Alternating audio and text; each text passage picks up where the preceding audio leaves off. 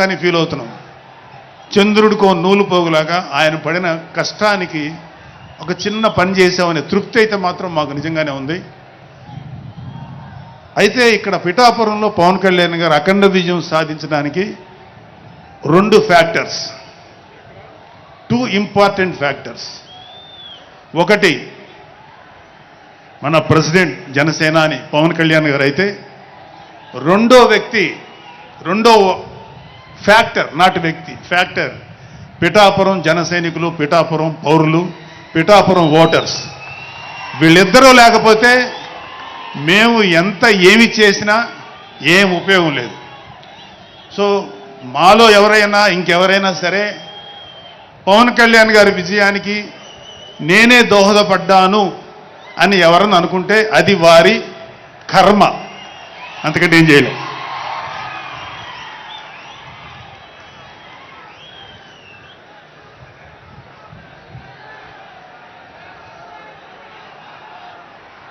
So ఇక్కడ మన president Pawan Kalyan గారికి ఆయన గురించి చెప్పడానికి ఒక ఇంపార్టెంట్ విషయం చెప్పాలి.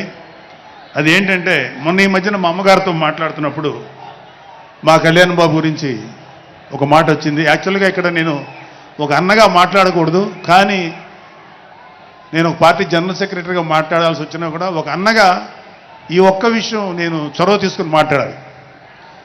సో మా అమ్మని అడిగాను, అంటే ఆవిడ నాతో చాలా ఫ్రెండ్లీగా ఉంటుంది.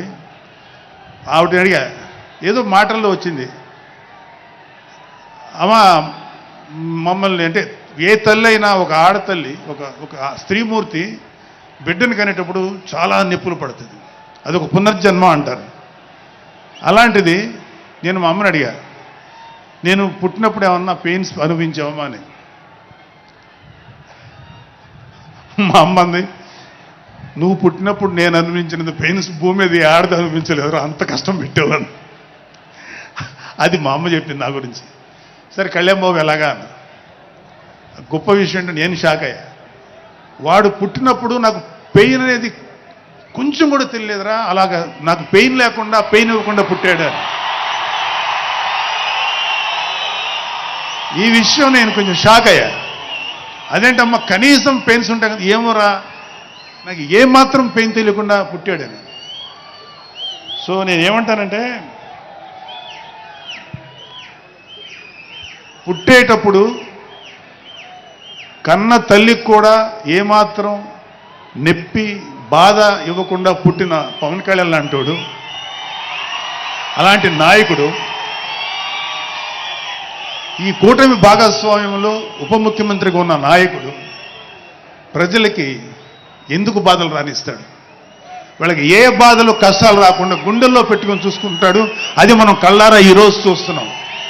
ఇప్పుడు మనం చూస్తున్నది ఆవగింజలో అరవంతు మాత్రమే. కూటమి భాగస్వామ్యంలో పవన్ కళ్యాణ్ గారి భాగస్వామ్యంలో జరుగుతున్న కూటమి ప్రభుత్వం పరిపాలన ఆవగింజలు 1% ఇంకా చాలా ఉంది. ఇప్పుడు చూస్తుంది just tip of the iceberg. అద్భుతమైన పరిపాలన మనకు రాబోతుంది. రాబోయే 20 ఏళ్లలో ఆంధ్రప్రదేశ్ ఒక స్వర్ణయుగం చూడబోతుంది. ఎందుకంటే ఎప్పుడో స్వాతంత్రం రోజుల్లో కొంతమంది మహానుభావులు పుట్టారు. అలాంటి వ్యక్తి ఈరోజు పుట్టడం, ఈరోజు మన ముందు ఉండటం మన అదృష్టం. అలాంటి వ్యక్తి దగ్గర పని చేయడానికి ఇగో ఈ స్టేజ్ మీద ఉన్న ప్రతి ఒక్కళ్ళం గర్వంగా ఫీల్ అవుతున్నాం. మాకు పదవులు వచ్చినా రాకపోయినా ఆయనకు సేవ చేస్తాం. నేనేమంటానంటే, మీరందరూ తెలుసుకోవాల్సింది, మీరు పవన్ కళ్యాణ్ అంత గొప్పవాడు కండి, తప్పులేదు. రాకపోతే అంతగా అవ్వలేకపోతే ఒక గొప్పవాడికి అనుచరుడిగా మారండి, ఏదైనా మంచిదే. నేను ఆ పని చేశాను. రెండో పని, పవన్ కళ్యాణ్ గారు అంత గొప్పగా నేను అయ్యే దమ్ము లేదు, కానీ ఆయనకి అనుచరుడిగా మాత్రం నాకు అవకాశం ఇచ్చారు. అది నేను చాలా సంతోషపడతాను.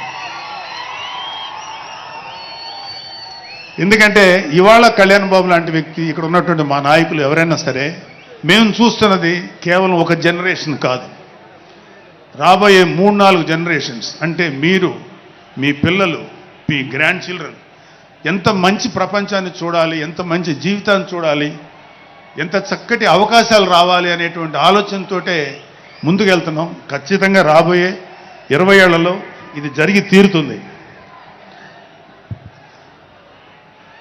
పవన్ కళ్యాణ్ గారు ఒక జనరేషన్ కోసం కాదు, రాబోయే 2-3 జనరేషన్ల కోసం కూడా ఆలోచించగలిగేటువంటి గొప్ప నాయకుడు.